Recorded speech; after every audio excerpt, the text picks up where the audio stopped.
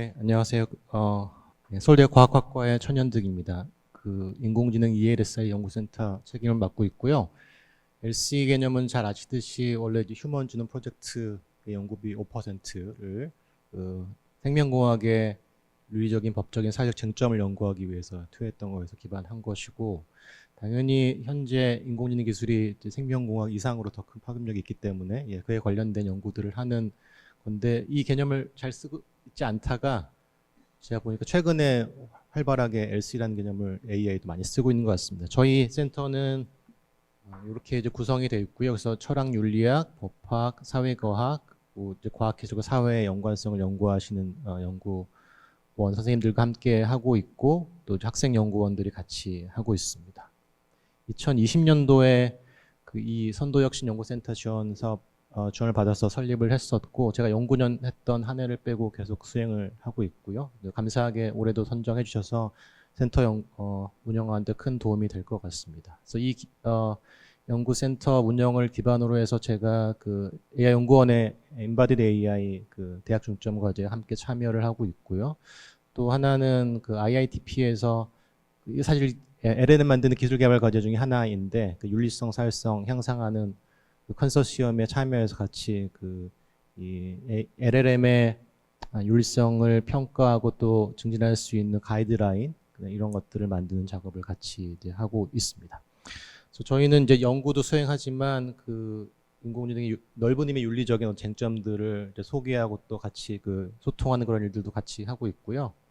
그래서 하나가 리포트를 발행하는 일을 하고 있습니다. 인공지능 LC 리포트라고 저희가 이제 부르고 있고, 또 영어로 Insight to AI라고 하고 있는데, 그래서 교내외 인공지능 윤리법, 사회적 쟁점들을 연구하신 연구자들의 여러 가지 이야기들을 좀 담기도 하고, 또 국내외 거버넌스 관련해서 어떻게 형성되고 있는지를 좀 추적하는 글들도 쓰기도 하고, 그리고 또 여러 가지 행사들도 하고 있는데, 작년에 했던 것 좀 소개해드리면, 이건 이제 아티스트 나비랑 같이 이제 공모전을 한 거였고요. 2050년에 미래인이라고 하는 주제로 미래사회 시나리오 공모전을 해서 미래사회에 어떻게 펼쳐질지 AI 관련해서 그런 행사를 한 적이 있고, 또 우연한 기회에 이세돌 기사랑 연결이 돼가지고 창의성의 미래라는 제목으로 강의를 했었고, 굉장히 많은 분들이 오셨고, 또 신문지상으로 소개가 되기도 했습니다.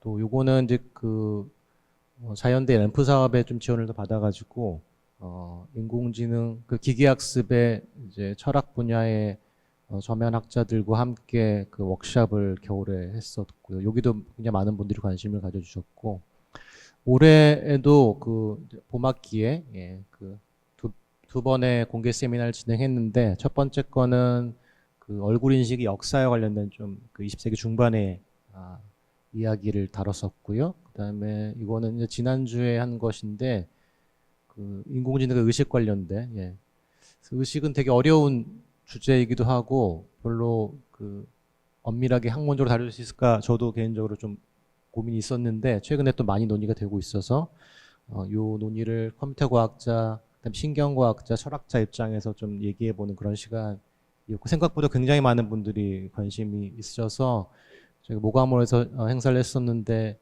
거의 앉을 자리가 없을 정도로 많은 분들이 오셨습니다. 올해는 이제 3가지 정도를 해보면 좋겠다라고 지금 계획을 하고 있는데요. 그래서 사실 이 쟁점은 굉장히 많고 해야 될 일들도 많지만, 저희 맨파워가 이제 제한이 돼 있고 또 할 수 있는 여러 개 그렇게 많지 않아서 일단 3가지 집중해보자고 생각하고 있고, 하나는 이제 편향 차별성인데, 요거는 작년에도 많이 저희가 연구했는데 계속 연구할 게 많이 남아 있는 것 같고요. 두 번째로는 자동화 일의 미래, 그다음에 일의 의미에 대해서 좀 해보려고 하고, 세 번째는 이제 일반 인공지능입니다.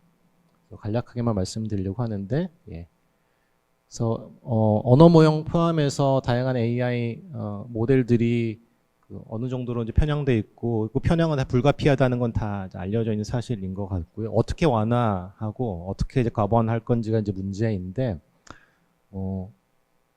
요런 거는 이제 저희 조교가 찾아낸 것 중에 하나인데, 생성을 해본 겁니다. 한국 미제 살인 사건, 용의자, 파키스탄인, 캐나다인, 이렇게 키워드를 주고 이야기를 만들어봐라라고 했더니 예상하시겠지만, 이제 파키스탄인이 용의자입니다. 그래서 이제 제3세계 국가 국적을 갖고 있는 사람을 뭔가 이렇게 나쁜 일을 할 것처럼 하는 편향을 얘도 갖고 있다는 것이고요. 그래서 편향이 도대체 뭔지 편향을 분류하고 왜 발생하는지 원인도 좀 밝혀내야 되고, 그다음에 이 공정성 편향을 어떻게 측정할 건지도 굉장히 중요한 기술적 이슈이기도 한데, 조금만 말씀드릴 텐데 요거를 좀 더 해보고 싶고, 그다음에 어떻게 이 편향을 완화할 수 있을지, 또 이제 어떻게 거버넌스를 만들 수 있을지. 예. 그래서 이 페어니스 매치링 만드는 게 좀 어려운 과제 중에 하나인데, 잘 알려져 있는 게 이 다양한 통계적 지표들이 나와 있는데 그것들 사이에 일종의 그 양립 불가능성 논제가 증명된 게 있습니다. 그래서 동시에 복수의 통계적 지표를 만족할 수가 없다. 그럼 어떤 게 도대체 정확한 지표냐에 대한 건데, 이 컴파스라고 하는 알고리즘이 있어요. 재범 예측 알고리즘이고요. 미국 법정에서 많이 이미 쓰고 있는데, 예. 그래서 형량을 선고하거나 가석방 결정할 때 판사들이 많이 활용하고 있습니다.